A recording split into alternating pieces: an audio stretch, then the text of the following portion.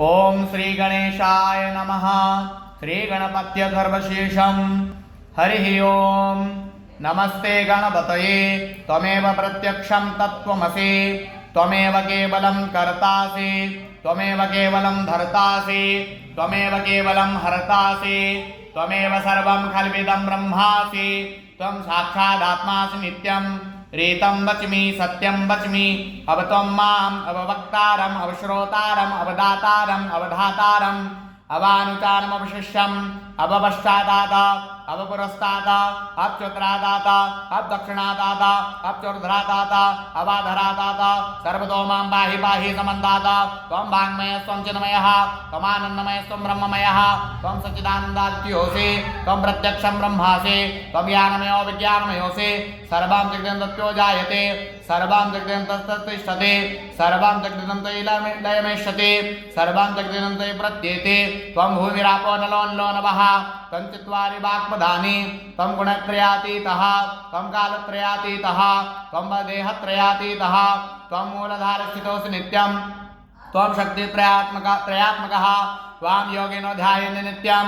त्वं ब्रह्मा त्वं विष्णोस्त्वं रुद्रास्त्वं इन्द्रास्त्वं अग्निस्त्वं वायुस्त्वं सूर्यास्त्वं चन्द्रमास्त्वं ब्रह्म भूर्भुवः स्वरों गणादिं पूर्वमुच्चार्य वर्णादिं तदनन्तरम् अनुस्वारः परतरः अर्धेन्दुलिसितं तारेण रुद्धम् एतत् तव च मनुस्वरूपम्।